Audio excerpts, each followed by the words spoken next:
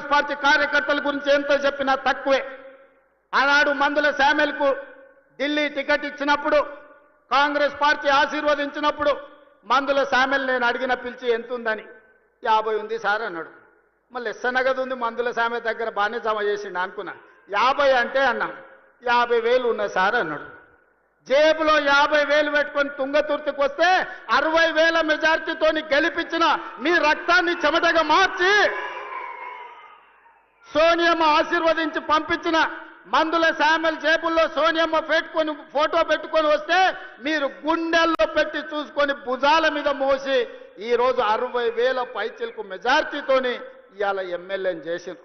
మందుల శామ్యుల్ వాళ్ళందరూ నీ కుటుంబ సభ్యులు, నీ సోదరు, వాళ్ళందరినీ నువ్వు మంచిగా చూసుకోవాలి. వాళ్ళందరి కష్ట సుఖాలల్లో కలుపుకపోవాలి.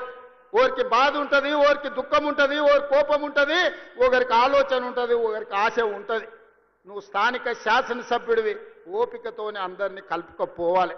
ఎందుకంటే ఆ ఎల్ల కేవలం సోనియమ్మ మాట మీద నిన్ను 60,000 మెజార్టీతో వీళ్ళే గెలిపించారు.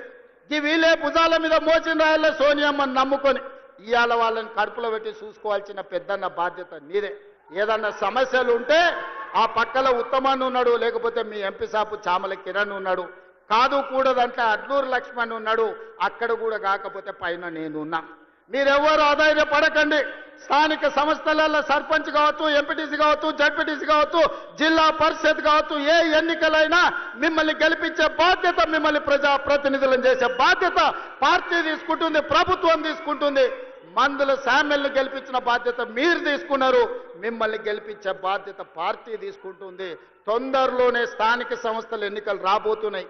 వేదిక మీద ఉన్న నాయకుల ఎలక్షన్లు అయిపోయినాయి, ఎమ్మెల్యేలు అయిపోయినాయి, ఎమ్మెల్సీలు అయిపోయినాయి, ఎంపీలు అయిపోయినాయి. మా దయాకర్ ఎమ్మెల్సీ అయ్యండు, మా శంకర్ నాయక్ ఎమ్మెల్సీ అయ్యండు, ఆ పక్కల సత్యం ఎమ్మెల్సీ అయ్యండు. 4 ఇస్తే 3 మీకే ఇచ్చినమయ్యా. నల్గొండలకు 4 ఎమ్మెల్సీలు కాంగ్రెస్ ఇస్తే 3 మీ నల్గొండకే ఇచ్చినమయ్యా. మంత్రులు మీ దగ్గరనే ఉన్నారు, ఎంపీలు అన్నీ మీరే గెలిపించారు, అన్ని మీ నల్గొండకే ఇచ్చినాం. ఏది మిమ్మల్ని కాదండి. ఎందుకంటే ఈ నల్గొండలో నిఖార్సైన కాంగ్రెస్ పార్టీ కార్యకర్తలు ఉన్నారు, కష్టపడతారు. కాబట్టి ఇవాళ మీకు అన్ని అవకాశాలు వచ్చినాయి. భవిష్యత్తులో కూడా ఈ నల్గొండ జిల్లాను ప్రత్యేకంగా చూసి ఇక్కడి పార్టీ కార్యకర్తలను కాపాడుకునే బాధ్యత పార్టీ ప్రత్యేకంగా తీసుకుంటుంది. మా మిత్రులు మహేష్ గౌడ్ గారికి అధ్యక్షునికి నేను సూచన చేస్తున్నా, నల్గొండలకు ప్రత్యేకంగా సమయం ఇచ్చి వాళ్ళతోని కూర్చొని మాట్లాడి వాళ్ళ సమస్యలు ఏమున్నాయో తీర్చు. వాళ్ళకి జర ఆవేశం ఎక్కువ కానీ వాళ్ళు షెడ్యూల్ కాదు. జర కోపం వస్తే దాచుకునే తత్వం నల్గొండ జిల్లాకు లేదు. అందుకే ఈ కార్యకర్తలు గట్టిగా కోపంగా మాట్లాడతారు కానీ వివరించి చెప్తే అన్ని వింటారు.